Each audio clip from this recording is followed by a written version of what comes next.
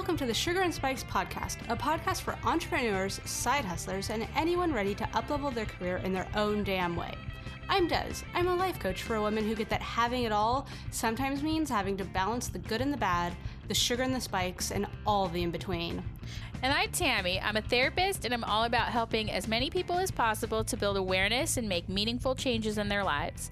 I'm also dedicated to diversity and inclusion and increasing access to mental health care. Between the two of us, we have 4 master's degrees and thousands of hours helping people develop balance, confidence, and clarity on their terms. So let's get started.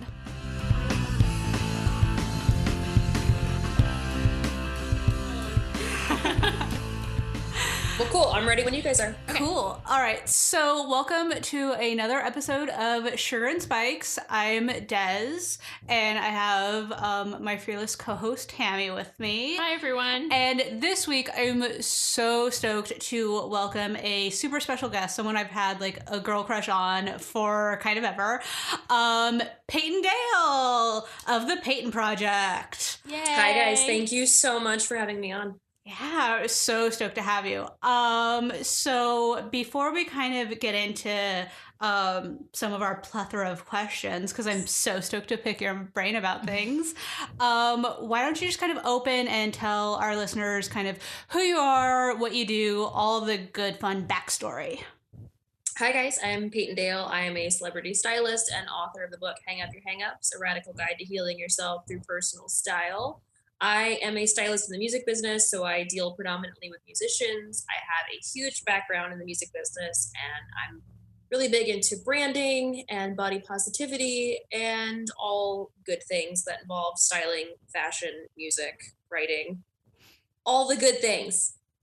Nice. And so with that and like talking about your book and hanging up your hang-ups and everything, that was one thing where like once I kind of found you online and I noticed you were a stylist and then saw you had a book and everything, and one thing that really stood out was you embody the idea of like body positivity and really like being authentic and open with everything. Can you speak to kind of like that journey, I guess, and incorporating it? How much time do we have? Right? I know. So one of my signature moves is asking all of the loaded questions. No, it's totally fine. So I started out in the industry as a plus size model. Okay. So when I was 16, I'm about 5'9", 5'10", and I was a size 16. And I had it in what everyone in the industry would call all the right places. So my boobs, my belly, and my butt, but I still had an hourglass. And I could carry my weight fairly well. I was really unhappy at that weight, and I was really had a lot of medical issues at that weight. I'm not saying a size 16 is something that's awful, but for me personally, I was not healthy at that size. Right. So I started out, but it's weird. I never thought that I was the pretty girl ever until MySpace came along. And there's something about some good lighting and some good makeup and a MySpace angle, you know, like the ones where your hands up here. Mm-hmm. And I started like creating these like mini photo shoots for myself because I have this weird disconnect, and I still do. When I look at myself in a mirror, I don't see what other people see. Mm-hmm. And when I was growing up, I was the only chubby person in my family. I had glasses and braces and acne and a mustache. Like I was just really cute. And I started kind of like setting up all these photo shoots for myself. So in a weird way, like I was the makeup artist, I was the hairstylist, I was the creative director and the photographer and the model. So I learned.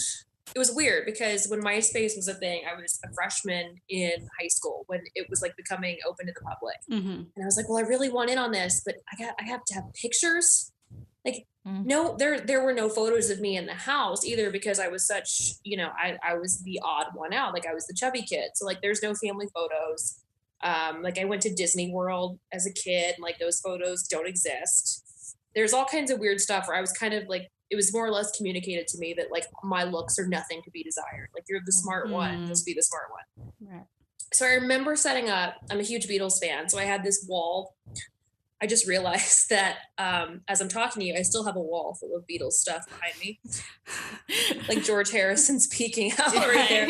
But I had this really cool like Beatles collage I'd worked really hard on my wall. And I was like, okay, I'm just going to take a photo of myself in front of it. and I'm just gonna like hope for the best. And I set up like the old school, like huge Sony, like one of the first digital cameras, set up the self timer, and I winced when the flash went off. And I like walked back over slowly and was like, hey, she's kind of cute. Like, who is this girl? Of course, it was me with like good hair, good makeup, and good lighting. But I really got into it from that way. So, and I've always kind of like, I've approached my styling from a very 360 way. Like, I'm in control of the makeup and the hair and the lighting and the set. So it's really funny. Like, my first client was kind of myself. So I posted these photos on MySpace, and that's when I started getting calls to model. And I'm like, well, models are skinny. And like, I'm not skinny. And they're like, no, plus size models are like a thing now. So I did a ton of that. I did some pinup modeling. I did all that kind of stuff. I hated pinup modeling. I know it's like a whole thing, but like sitting around in a corset, pretending to look surprised for 2 hours. Oh, I've done something bad. Ooh, I'm like, no. I've probably done something bad and I'm okay with it. Wearing a corset for 2 hours and having any face besides the I'm going to punch you is really a skill. Yeah, it was not authentic to me. And the last photo shoot that I did as a plus size model, I was in like a latex corset and they had done me up like Betty Page, which if you guys follow me, you know is like not my jam. Yeah. She's from Nashville. She's from Nashville. She's cool, I guess.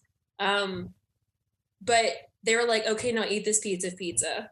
And I realized like I had been fetishized as like the chubby girl that had a pretty face. And that's when I was kind of done. So I stopped modeling. And around that same time period, I was about 18 at this point, I went from a vegetarian to being a vegan and dropped 75 pounds overnight. Wow. Like I want to say like within 2 months. So basically my body was like, we don't need this extra stuff. I don't know why you're holding on to it. I go into more detail in the book about it, but I had found myself at this weird place where I was too small to be plus size, but too big to be straight size. So I just thought, well, I guess that was fun. Like I'm done with modeling and the fashion industry in general. And then I started waiting tables and then working all the crappy jobs. I was honestly, you guys, I was waiting on like a rock star to just like marry me so I wouldn't have to work ever again. That didn't work out very well. And I got a phone call one day. I was going to school to be a theater teacher. And I got a phone call one day from a family friend that was like, hey, I got a job for you and it pays $2,000. I was like, that's a lot of money. I've never had thousands of dollars. 1,000 maybe. No, not even. I was like, there's 3 zeros? Yeah, it was like a 6-week job too, which makes it even funnier looking back on it. And they're like, we got to be comfortable with nudity. And I'm like, well, yeah, I posed half naked. I'm cool with that. You need to know how to handle vintage clothing, which I've collected since I was a kid. And you have to know like stage left, stage right, and like basic theater terms. Cool, no problem. And they gave me the address and I show up and it's the Ryman Auditorium in Nashville, which for those of you guys who are listening that don't know, it's the home of the Grand Ole Opry. It's on the show Nashville. Like it's kind of like it's up there with, it's basically like Carnegie Hall, but for country music. And like anybody who's anybody has played there. And it's kind of like for an 18-year-old girl to walk in and be like, I guess I work here now.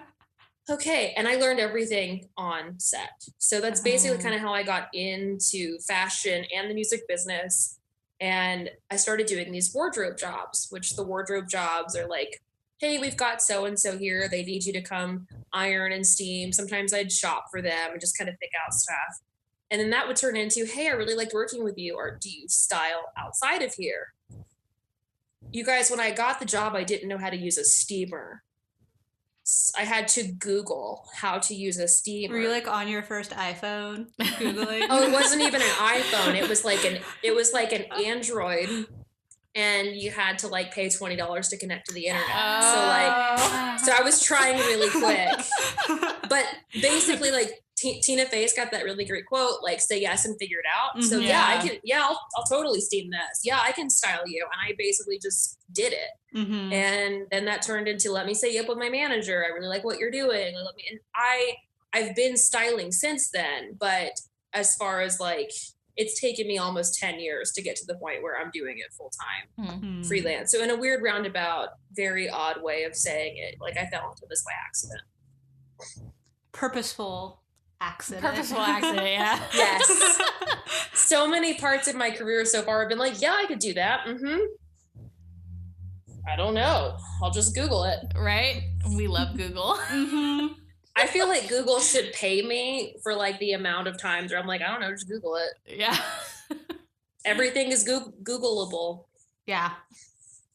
I think one thing I really loved about your book is that you kind of actively go against the grain of your industry. You're like, which I really appreciate. Yeah.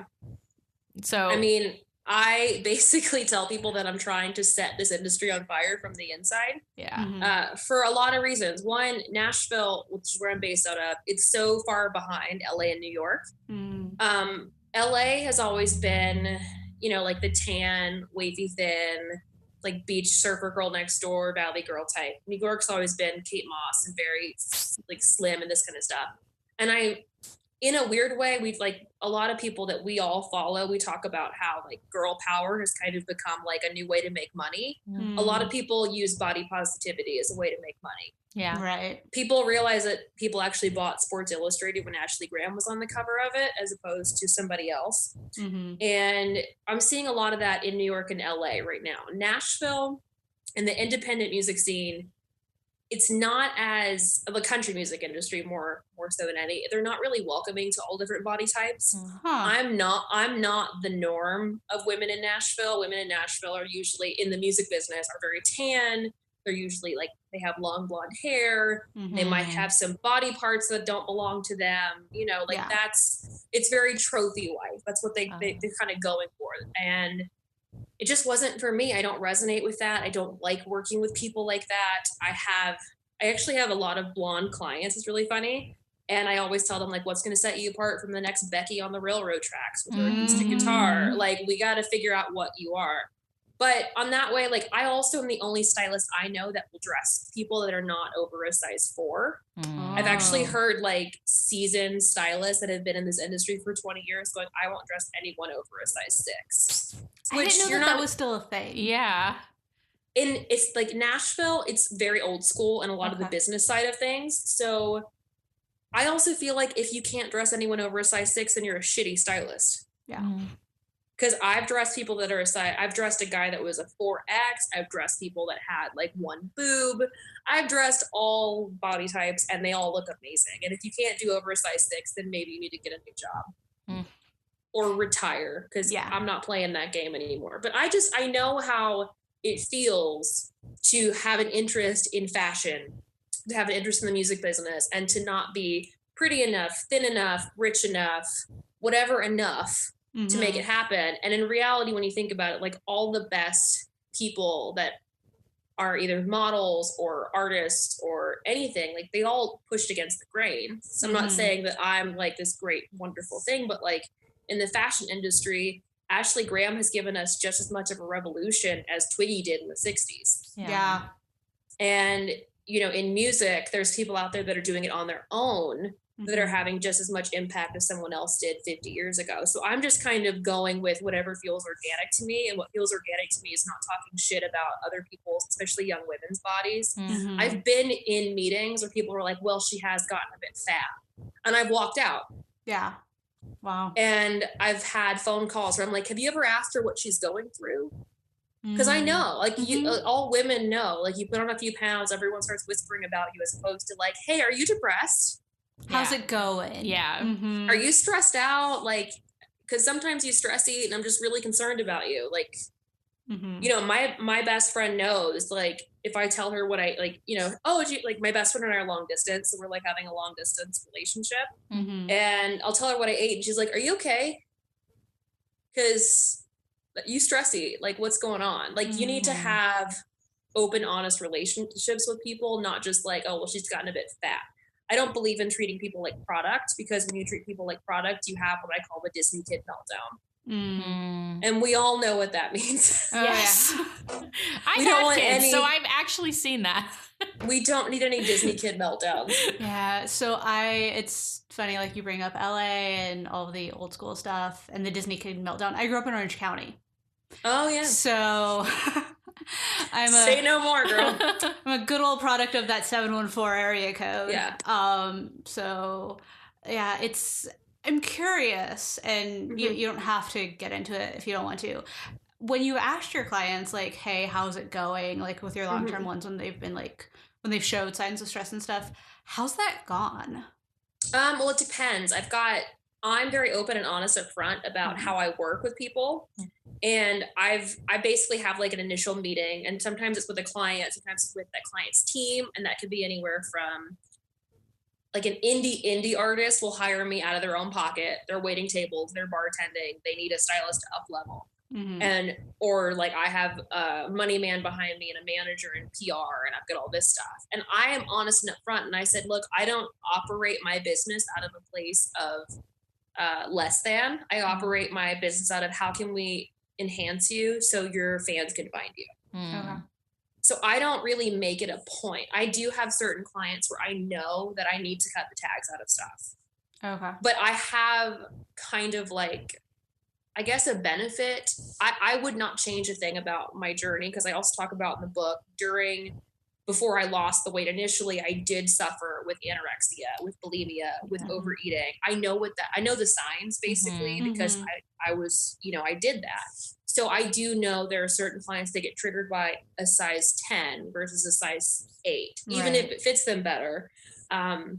Because sizes are bullshit. That's a whole other rant I could go on. But I do have, basically what I do is the second that my job is so intimate. Like I'm watching you naked, like get naked, basically. Yeah.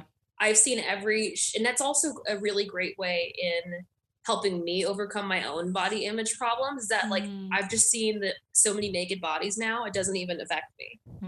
It's all just skin. Yeah. It's so funny to me. It's like when you say a word over and over again, it loses its meaning. When you see like 12 pairs of tits in a week, it's like, oh, there are mine. Cool. But I think that me having the background has really helped me navigate that and to look for the signs, basically. I don't have any girls right now that I'm too concerned about. I make sure that they're keeping, like, self-care is a huge part of working with me as well. It's like, did you take time for yourself? Like, when's the last time you went to yoga? Like, why are you eating Taco Bell every night? Like, let's talk about it.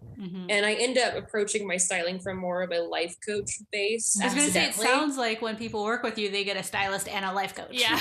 They kind of do in a weird way, because I can't just be like, here are your outfits for the week, let's go. Because, like when you get your hair done and you're sitting in the chair and it's like, I don't know why I'm going to die alone. But I ain't. No, I'm just like, like that's what happens. Yeah. Like this shit comes out when your hair is washed and when you're in your underwear. Like I've known people's most intimate details. I've known people are pregnant when they're getting divorced, like who's cheating on who, like why you don't like your thighs, like how your mom used to tell you that you were awful because you were overweight. Like I know all this stuff because people tell me. It's like being in the back of an Uber or something. It's like, why are you okay, I'm good. And I approach my business from a very like, how can I help? Yeah. As opposed to, it's weird. I got into like I did another podcast recently, and I didn't realize this until I said it out loud, but I was like, I'm basically treating everybody like a younger version of myself. Like what would 20-year-old Peyton want to hear? What would 21-year-old Peyton want to hear? What does 5-year-old Peyton need to hear? Yeah. And it's very therapeutic for me as well. Yeah. And it sounds like that's one way I know a lot of like life coaches and even business coaches like go about working with their clients is like, here's what I needed 6 months ago, here's what I needed a couple of years ago, here are all the things. So I think that a lot of times in like really like serious professional roles, and not to like shit on the psychologists. Thank you. But like there's so much discussion that like I went through like we went through the same program. Yeah. Of like, don't put your shit onto like another client, which is fair, and like it's all a human experience. Right. Yeah. Like it comes down to we all share probably 10 different experiences. Sure. And just in different ways. Yeah, and I think that for me, I always talk about this. When I did my podcast, I would always talk about issues, and I would say, if I'm going through it, I know other people are as well. Exactly. Yeah. And here's what I needed to hear. It's easier to remove myself from it. And in a weird way, it heals everybody. Yeah. Totally. Well, and you approach it in such a strengths-based way. I mean, that's a really fancy way of saying it. But positive. But in a positive way. Like you were talking about, you don't approach it in a less than way, but in how can you make it better. And I think that I really appreciate that Mm-hmm. Shifting gears a little bit. Okay. Because I'm not good with flow with conversation. It's okay. Good. Well, so you mentioned a few minutes back around like wanting to set fire to the industry from the inside and really changing things up a bit, and to the like not skinny enough, not rich enough, to those points. I would love to hear a little bit on like, I know you've mentioned like buying vintage clothes and stuff, so like a while ago you were talking about being able to do like luxe on not necessarily like a budget, but getting the luxe experience, you know, in like an alternative way or whatever. I think I know where you're going with this. Well, so I will say I've seen like bits of a few stories where I'm like, where I haven't been able to catch on to it. So I'm like, let's hear your spiel on that. Okay. Well, it's really funny because I'm so glad that I have, well, your listeners can't see this, but we're on a video call so they can picture it. I came from a family that looked very wealthy on the outside. Mm. They were not. My mom always said that women don't make money, men are the providers. It says so in the Bible. I went back and read the Bible. I never found it. I found a lot of other stuff that was weird, but never found that. So for me, it's not just I'm big into purses and shoes. Mm-hmm. And for me, like being able to buy myself a purse that I wanted, because my mom has a lot of beautiful, nice things, but my stepdad bought her everything. Like, I want to be able to say, like, I worked for this and I got it. I also don't like spending retail on anything because I work in the industry. I know what the markup is. But I like the luxe experience. I like going into a nice store. I like being treated well. So I did a video actually on YouTube and I deleted it in a fit of anger. And I was looking for it. I wished I didn't. So sorry, that's my dryer going off because I only get one day to do my laundry. So I wanted this, it's sitting at my feet. I wanted this Louis Vuitton bag forever. They only made it for like, I think it was like 15 years. It's huge. Okay. And it's falling apart, but I love it. And I saw a picture of Jane Fonda carrying it when I was a kid. And I was like, I need that bag. So this bag was a really big deal to me. I think that they stopped making it like 20 years ago, but it retailed for like $900. Okay. I could spend that if I wanted to, but I don't want to. Like, I don't want to spend $900 on something. I got that for $200 and I love it. It's mine. I'm really happy with it, but I still like going into the nice store and having the luxe experience. Yeah. So what I did, you can get things heat stamped at the Louis Vuitton store. Right. So I don't know if you can see it on the camera, but I've got my fake initials. PFD. Yeah. I've got, and that comes from like when I got married, I didn't know what I wanted my middle name to be. So that turned into, just call yourself Peyton fucking Dale. Yeah. So I wanted, and I loved, this is kind of like my sixth sense of humor. Like I wanted to get that stamped on like a really nice bougie bag. Because they have to ask you what it stands for. And then you have really? To tell them. Oh. Yeah. So that's even funnier to me. So I went to New York recently. I was, my husband played a gig. And then I was on a shopping trip and I was like, you know what? I heard that you can get your leather goods stamped at the Louis Vuitton store. So I can pay $200 for the bag, but then I can go to the store. They can treat me like I'm a queen. Yeah. And then I can walk out with the big orange bag. Like, that's awesome. Yeah. And I loved it. I went to New York. I loved it. They were so nice. They did such great work. They showed me how it worked. They gave me a cappuccino. They like called me when everything was done. And they're like, Mrs. Taylor, your bag's ready to be picked up. And I just felt so good because I worked so hard to be not just earning the money for the bag, but earning the feeling that I deserved the bag. That was even harder to me. I was going to say, it's a completely different experience. Yeah. And also like owning the feeling. Yeah. Oh, totally. And then me, like, I don't buy new leather. I don't, it's just like part of the whole, like being a granola vegan hippie chick. Or I'm like reindeer food. There's a little glitter in there. I just don't like I want to vote with my dollar. I don't want to buy new leather. It's yeah. So I bought, and I like vintage bags better anyway. So I bought a wallet on Poshmark and wanted to do the same thing. And I wanted to take my viewers through the process of here's how you can get the luxe experience like I did in New York, but for cheaper. And they stamped my wallet. They were really weird about it. I wanted to look at a couple other things for gifts while I was there. They were very, I didn't match their vision of what someone that, you know, would go into that store look. So they did my wallet and it's all crooked and the letters are like blurry. And I voiced my opinion on the video. And I voiced my opinion on the video because I was like, look, I wanted you guys to have the luxe experience on a budget, but they treated me like shit. So if you want to go to New York.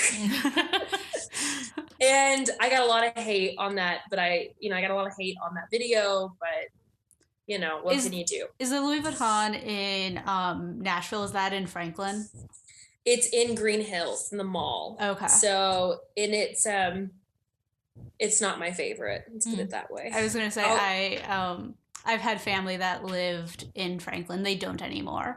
And definitely heard stories. Yeah, well, that's probably, you know, it's funny, like, that's probably where, like, I don't know if we'll stay here forever, but we've been looking at other houses. And he's like, my husband, he's like, let's move to Franklin. I'm like, I don't think we're fancy enough to live in Franklin. He's like, you have a Chanel purse and a Louis Vuitton purse and you want a Cadillac. Like, and I realized, I was like, oh my God, I am fancy enough. Does this make me a terrible person? No, it doesn't. No. I think that money just enhances you. Yeah, a little bit. Well, that's also, I'm in Tennessee, you guys. Yeah. Like, let's get real. Like, I am already I just don't think I'm a feminist because, like, I just want men to open doors for me. Like, my husband opened doors for me and I still make more money than he does. Trust me, you'll be fine. Like, it's okay. Everybody can open the door for everybody. We can all be polite. It's fine. Right. It's just called being a decent human being. Yeah. Yeah, but that's a whole other podcast for a whole other time. Yeah. Southern women stereotypes and feminism. It's great. My 85-year-old grandmother is a feminist, though.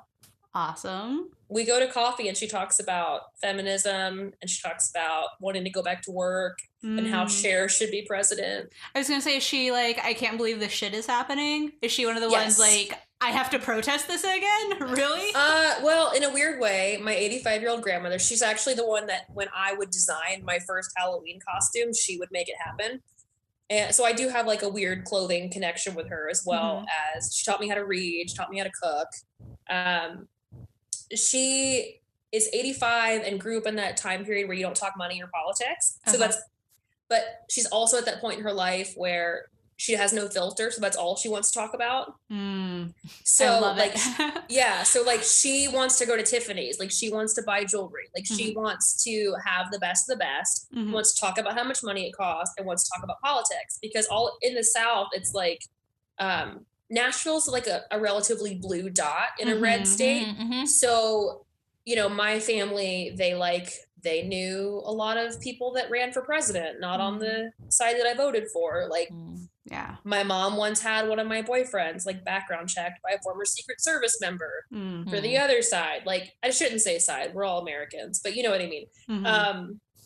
So my grandmother being the rebel that she is, she's like, I'm going to stay alive long enough to see a Democratic woman in the White House. And then she said, I think it should be Cher. So you know she's mine. That's awesome. Yeah, she's like, she's pretty, she's classy. I'm like, well, Gigi, you know, we've seen her butt like a lot, but you know, whatever, it's fine. We've seen the First Lady's butt a lot too. Whatever, it doesn't matter anymore. I guess all butts are fine. Hey guys, Des here, popping in with a quick message. Have you been feeling really fucking stressed and not able to focus on the things you've got to do? I get it, we've all been there.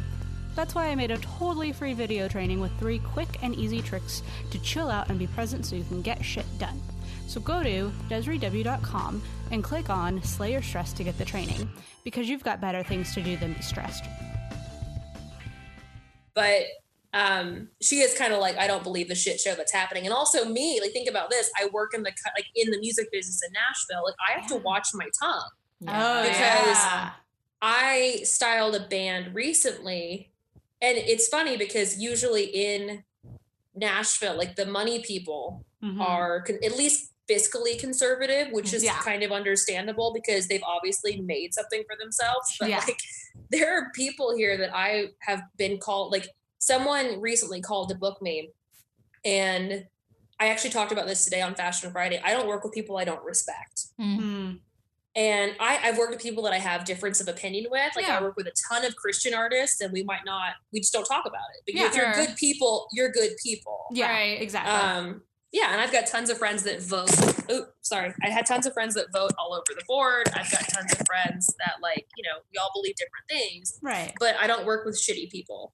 So I got a call recently, and you guys, like, the check was going to be awesome. Mm. Like, not Oprah dollars, but Gail dollars at least. Okay. Gotta love those Gail dollars. Right? I was like, yeah, who is it? And they told me, and this is an artist that played at the inauguration Oh. for the current guy in the White House. And I went, you know what? I just can't do it. Yeah. And they're like, are you crazy? I'm like, I can't do it. Like, it's totally off brand for me. I'm not Yeah. crazy. I'm just ethical. Right. Yeah. And it's like, you know, like I've worked with people before that were like friends with the Bushes and like all this stuff. And we Uh-huh. just don't talk about it. Yeah. But if you've like gone out of your way to like actively support this guy, like, we can't. There's Even kind like of- I stopped buying Ivanka shoes. Like that's, and the thing is they were always on sale and they always look kind of like were cute for photo shoots, but I stopped buying them. her bags weren't bad.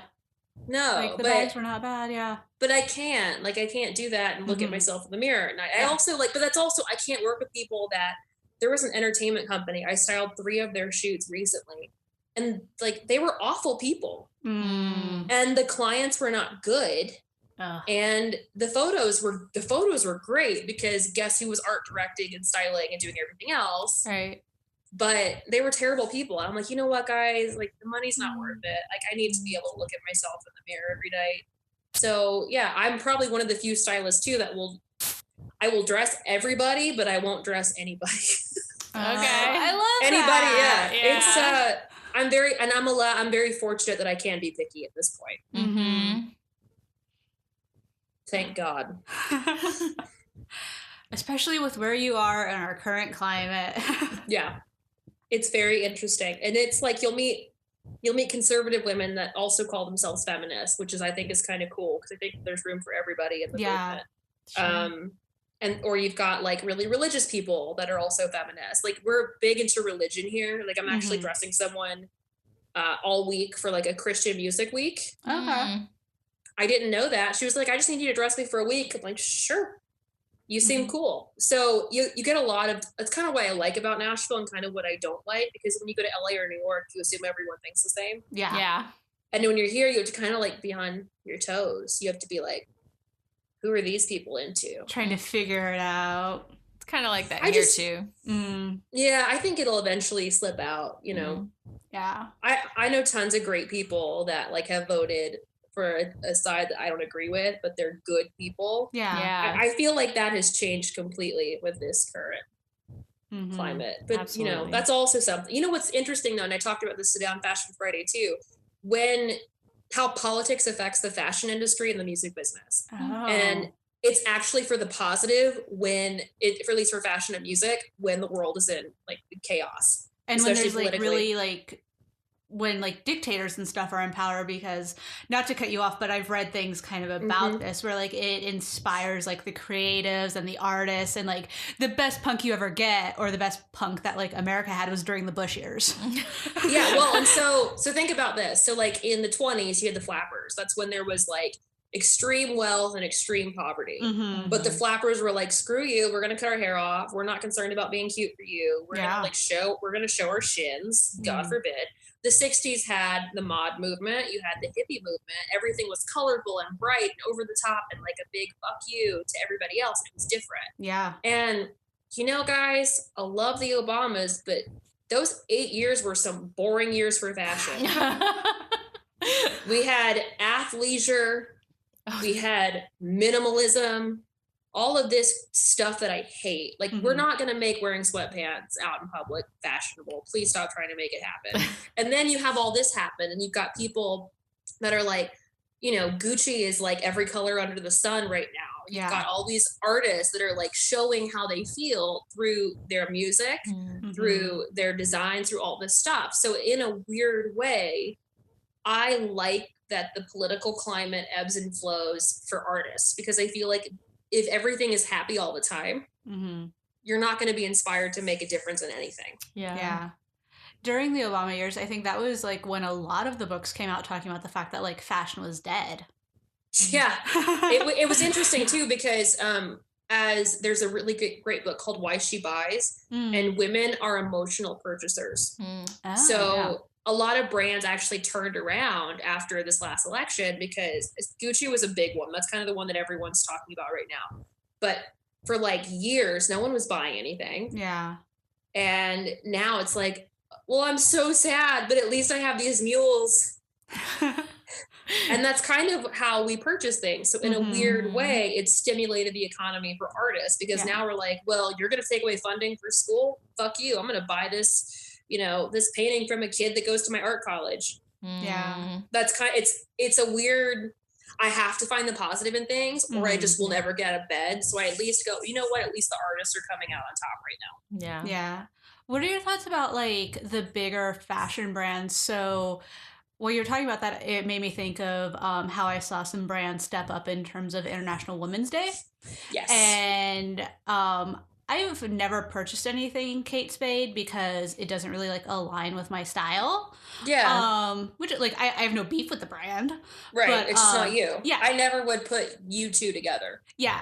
But then I saw one of their Insta stories during International Women's Day, and I was like scrolling through the site like, is there anything I at least kind of like? Right. And it's interesting because I've seen lately, like we talked about earlier, like the body positivity movement, you have to kind of look at it through do they really care, or are they stepping up with this? So for me, like I posted a ton of female brands that I follow yesterday.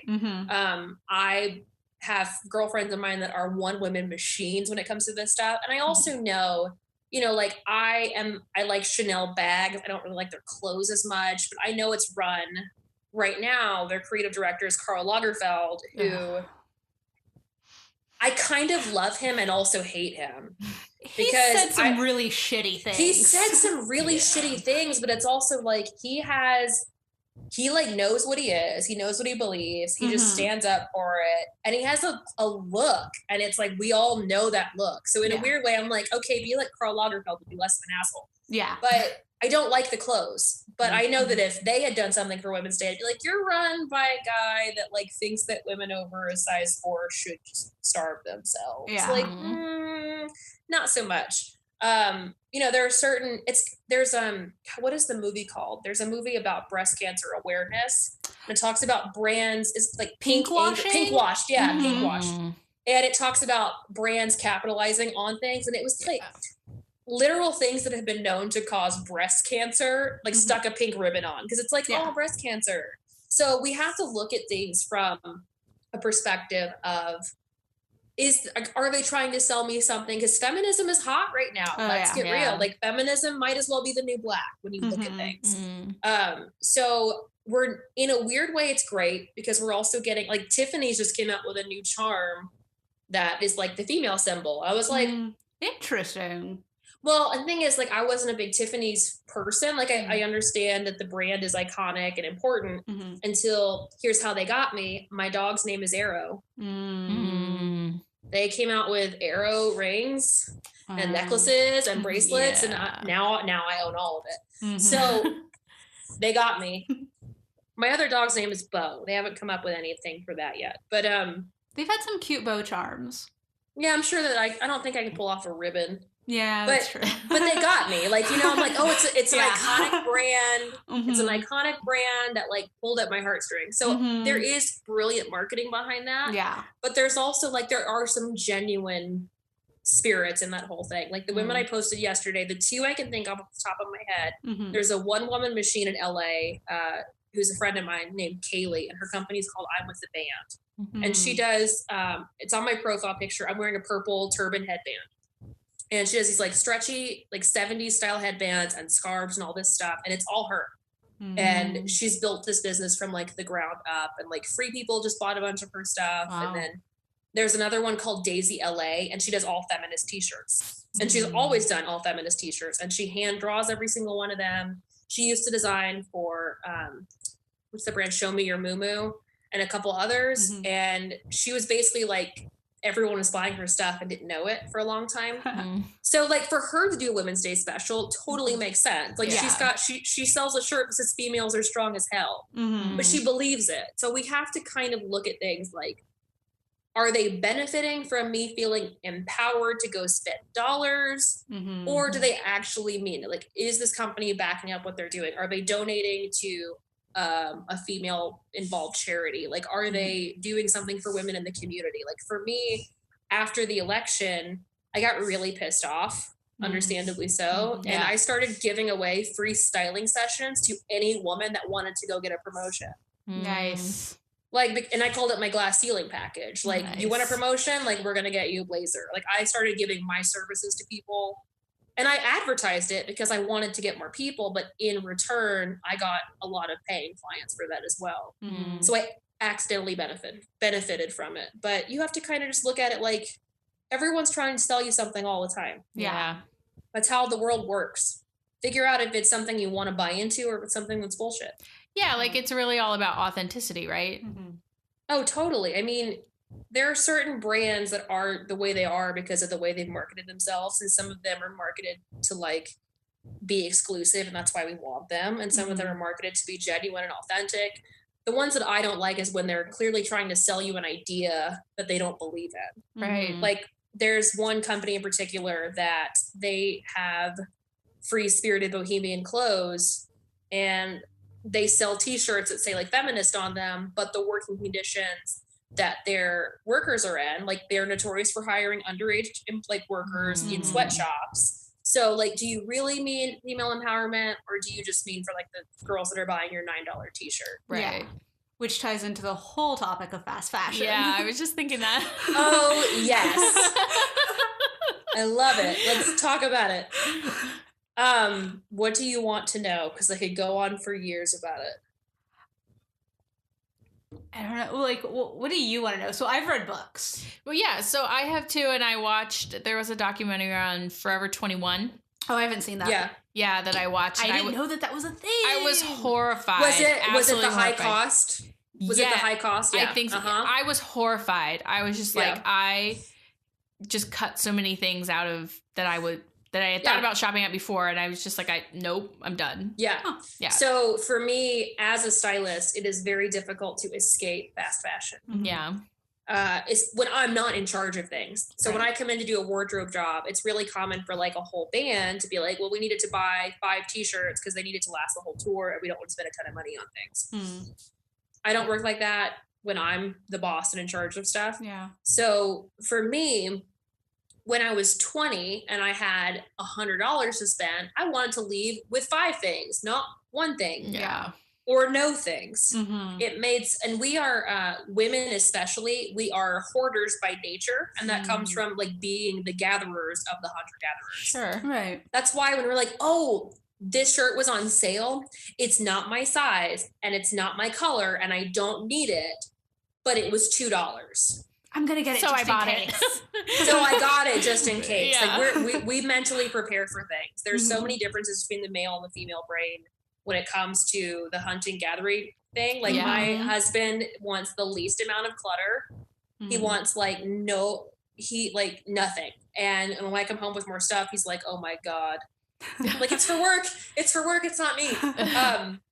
I do my hardest to not support fast fashion. And I do that by supporting local designers. Nashville is the 3rd most populated with fashion designers in America. So I have, and you know, we have a fashion week, but they don't really cater to like getting outside people in. So we need to focus on that. But like tons of people that were on Project Runway live here.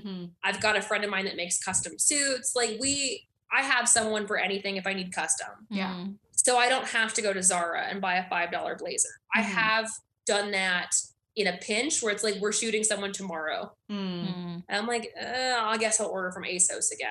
Yeah. But I do. And it's one of those things that if you are living in this country, you can't completely cut it out because someone's going to give you something from Forever 21.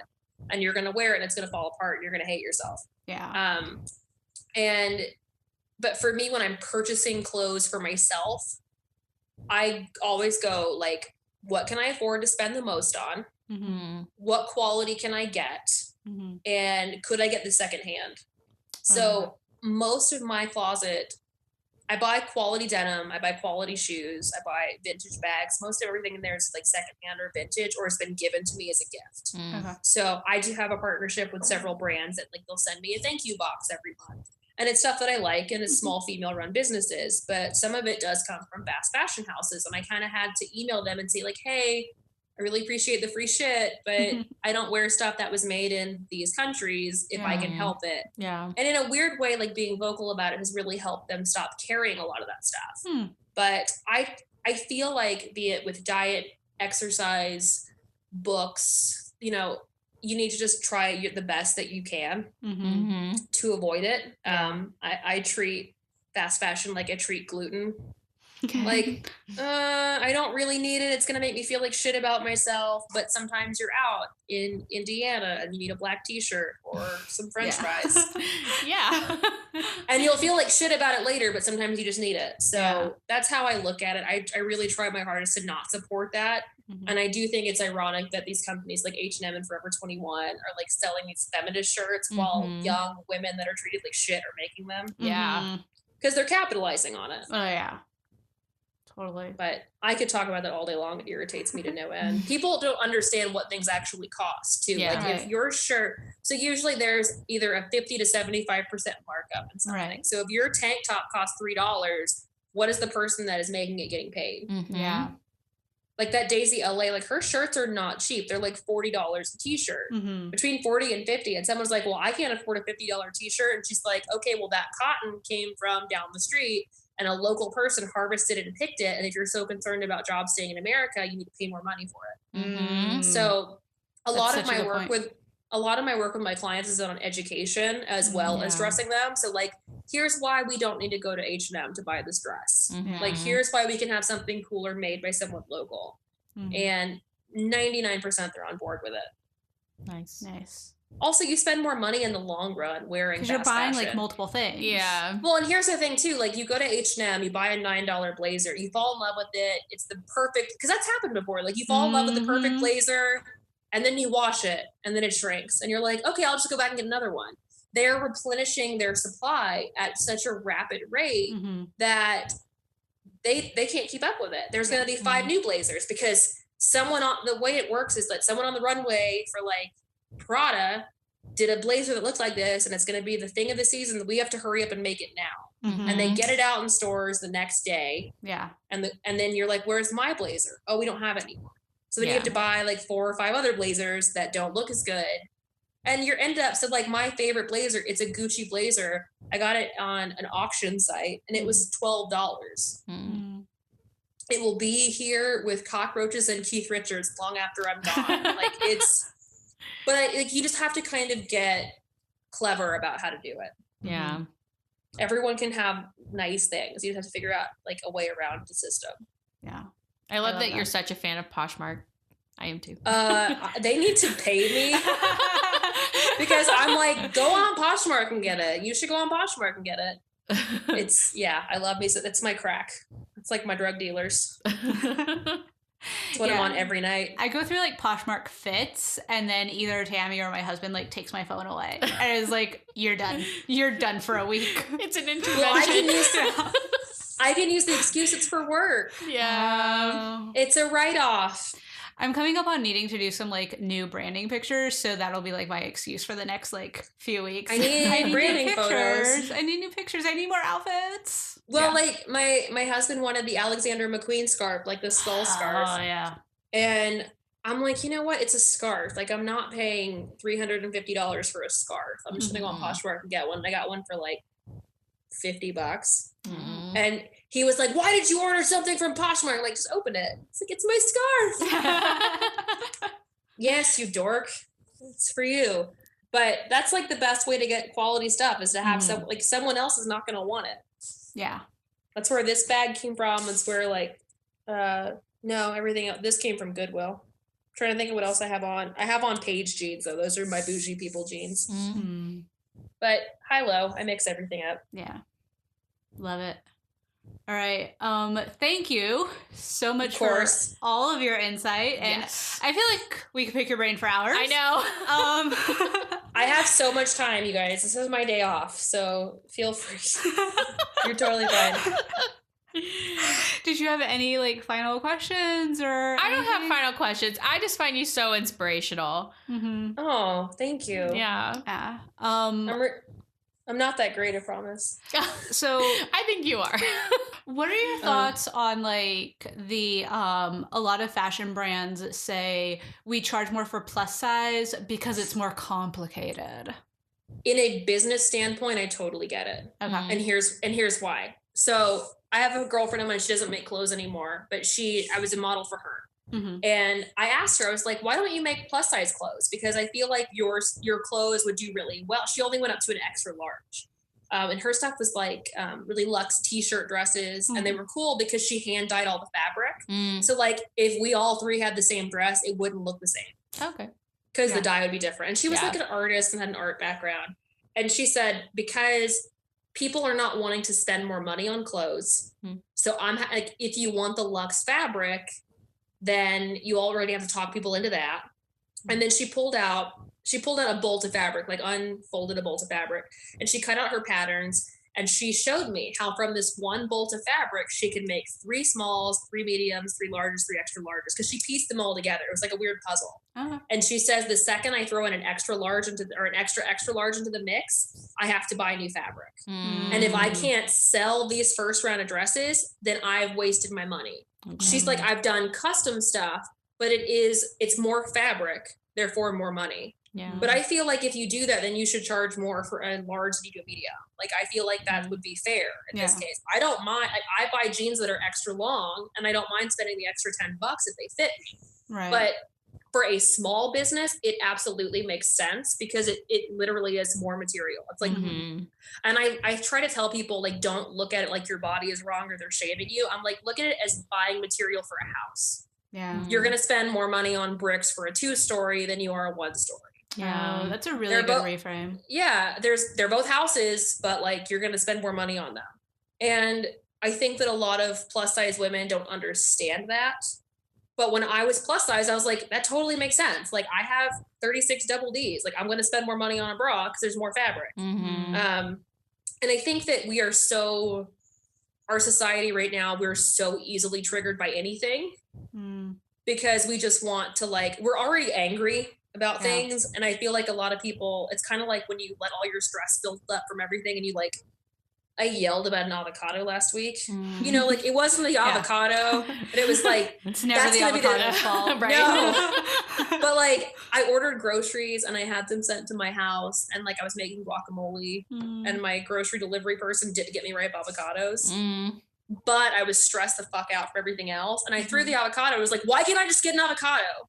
Mm. Yeah. I feel like that's kind of like where women are. We're like, we're sick and tired of not being paid the same amount as men. We're sick and tired of like being treated like second-rate citizens. We just want a fucking dress that fits and Yeah. it's the same as everyone else. And Yes.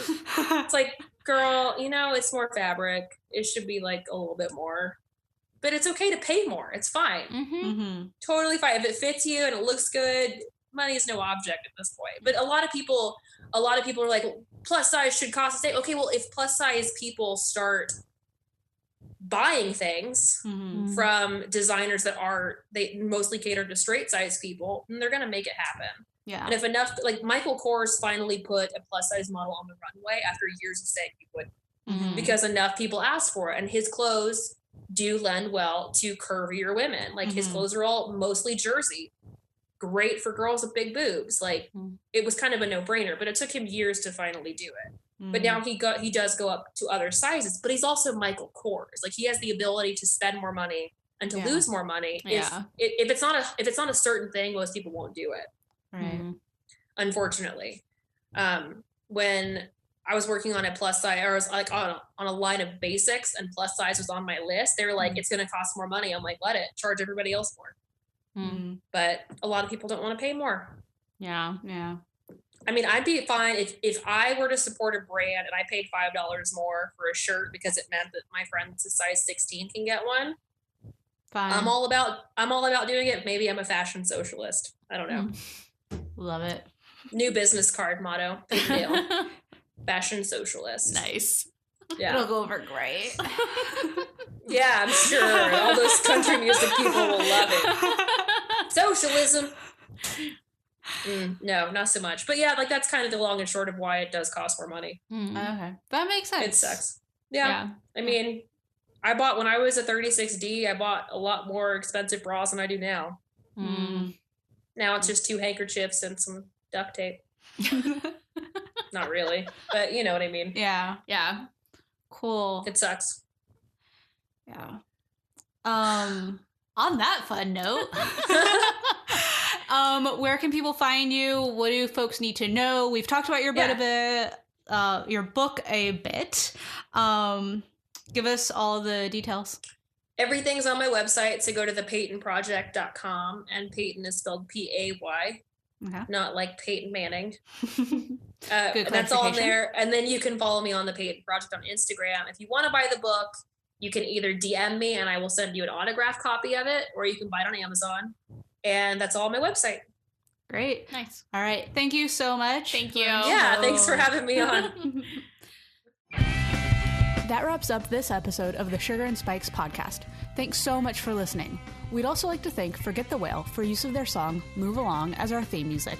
If you liked this episode, be sure to subscribe, share, and let the whole world know how good this shit is by leaving a review. It would mean so, so, so much. Also, don't forget to get your free stress layer training by going to DesireeW.com and clicking on Slay Your Stress. You'll also find a link to that in the show notes below. Till next time, and remember to stay unavailable for fuckery.